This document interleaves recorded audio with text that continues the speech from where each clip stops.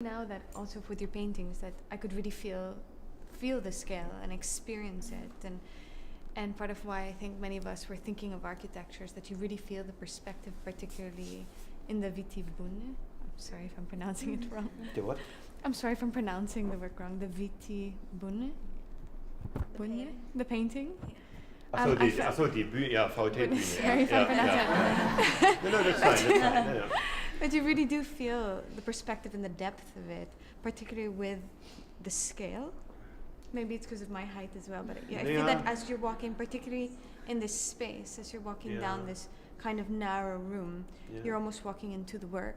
Yeah, I mean, Bühne means in English is a stage, and it comes from, you know, I was visiting a rock concert and I was totally overwhelming about this stage design what they had, and where the stage is located, and we are standing in the crowd like on the same height more or less, but still you can see everything on the stage what they performing. So yeah, still like a box, little bit looking in a box. So. And of course, inside the composition, it's very important where the horizontal line is. And then when I hang my stuff, I only trust my own eye level. So I never say 27 centimeters or whatever from the bottom.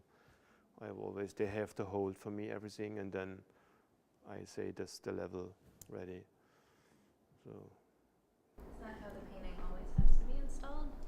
To the whatever level you decide when you first install it? Yeah, or is it just if I have to change. Yeah. The chance, yeah. Sometimes when I see in a private home, some stuff is very painful sometimes to see it, how it up, yeah, whatever. So it's all very personal experience for you and related to you Yeah, and your body? The most things I can do, I try to do. So I am,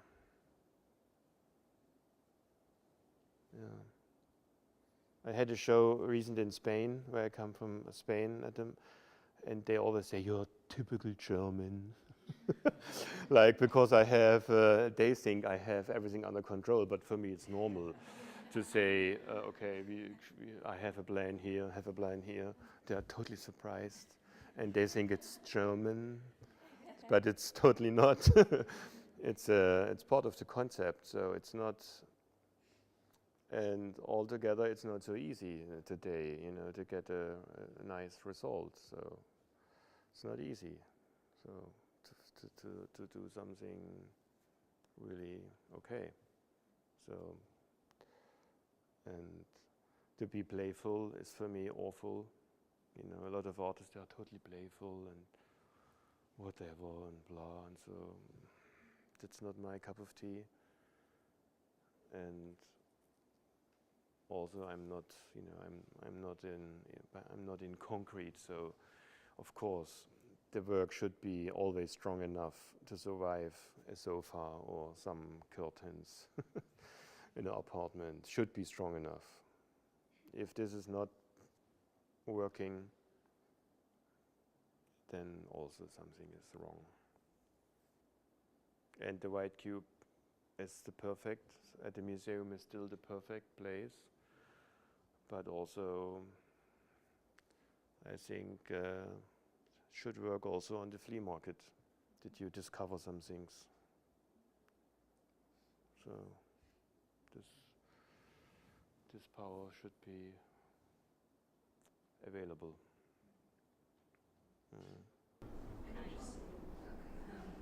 And how in the titles of your work, or how mainly how I guess more how they're chosen or given, if it's more, if the painting is more dependent on composition, and that's when it's compositionally finished.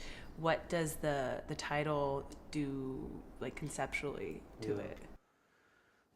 I mean, the same way when I have, you know, hundreds of images in my archive, and also I collecting titles. Sometimes names by actors in a movie, or some company names, or, you know, what I said, the Eclectica, the name of a hedge fund. or yeah. And of course, the titles, they have to have an instinct relationship, like a sister relationship, but they are never strong enough to change the image. The image could change the title more than the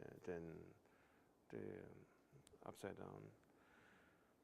And I believe this is also, you know, I'm able to collecting a little bit older stuff from the Middle Age, prints and etchings and woodcuts by Manierist artists, Manierism, and so Renaissance stuff. And they have always titles, the images, and then I ask the auction house or whatever, the advisor, where is the titles coming from? And they don't know. So, you know, the whatever, the Melancholia by Dürer, or okay, this is printed on paper, but you know, the man with the gold helmet, we don't know if this is the title on the end. So then maybe the art history is giving the title. This is the painting with the golden hand, or this is the image which 2 horses or whatever. But we never know because it's not written. And so that's fine. Maybe they had some titles, and it's good as an instinct aspect to have it, but the image is more important. And in our, you know, system, but which I hate sometimes, is this without title. So this is also lazy. So we could have a title like this is like a, you know, when you get a kit and you're searching for a name of the kit. So it's a very important thing, but it says nothing about your kit. But it's very important how you like to call your kit. And this is the same thing. So it's fine. So in that way, the title does show the river in its source. How does it reflect on the works that are displayed? How do you feel it does? Or reverse? This is a kind of in a German expression, der Fluss und seine Quelle in German, which I have since a long time in my sketchbooks. And then it's a very simple thing. And then they translated it for me in Italy, and then I saw it in an abstract way. You know, the letters here, and this block looks very elegant, very good. Why not? And it's the river and its source shows a way and shows, you know, the beginning and the end and whatever, and everything is open. So it's a nice title for whenever to be a rock musician. It's a nice title for a concept album anyway. But it's not a hit on and it doesn't matter. You know, it has to be a hit in the hit parade. But it's a very nice. I mean, a very nice. You know, look at the letters, unbelievable.